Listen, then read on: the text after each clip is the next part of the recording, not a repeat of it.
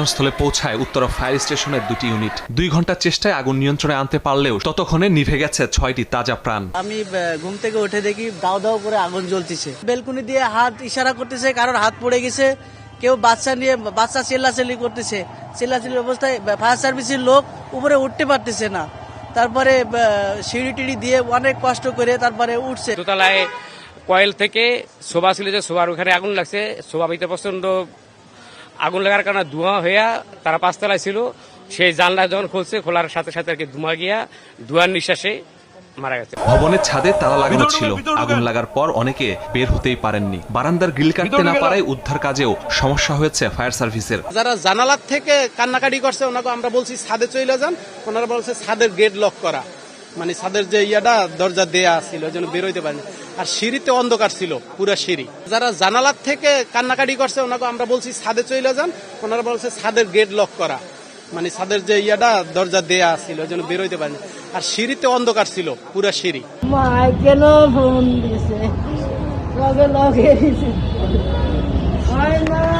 এই অগ্নিকাণ্ডে প্রাণ হারানো 6 জনের মধ্যে রয়েছে একই পরিবারের 3 সদস্য। এসকেএফ ফার্মাসিউটিক্যালস লিমিটেডের কর্মী ফজলে রাব্বি, তার স্ত্রী আফরোজা আক্তার সুবর্ণা এবং তাদের 2 বছরের ছোট্ট সন্তান কাজী ফাইয়াজ রিশান। কর্মজীবী এই দম্পতির 2 সন্তান থাকতেও উত্তরার নানির বাসায় শুক্রবার ছুটির দিন, তাই আগের রাতেই ছোট্ট রিশানকে নিজেদের বাসায় নিয়ে এসেছিলেন মা বাবা। রাব্বি ওকে পাওয়া যাচ্ছে না, আর ওর ওয়াইফ লাইফ সাপোর্টে। তো সেই বেসিসে আসলাম, খোঁজ দিয়ে যে জানতে পারলাম এই হসপিটালে আছে অ্যাডমিটে। এসে দেখতে পারলাম যে ও আসলে আর নেই, বেঁচে নেই আর কি। ডেট হয়েছে এবং তার ওয়াইফ লাইফ সাপোর্টে ছিল। তো কিছুক্ষণ পরেই আবার আমরা খবর পাই যে তার ওয়াইফও আর নাই, সেও শেষ নিঃশ্বাস ত্যাগ করেছে। রাজধানীর বার্ন ইনস্টিটিউটের চিকিৎসকরা জানিয়েছেন, নিহতদের শরীরে তেমন পোড়ার ক্ষত নেই। আগুনের ধোঁয়ায় শ্বাসরোধ হয়ে তাদের মৃত্যু হয়েছে। ফায়ার সার্ভিসের 4টা ইউনিট অংশগ্রহণ করে 9টা 10 মিনিটে আগুন নিয়ন্ত্রণে আসে এবং সে উদ্ধার কাজ শেষ হতে হতে 10টা 20 পর্যন্ত লাগে।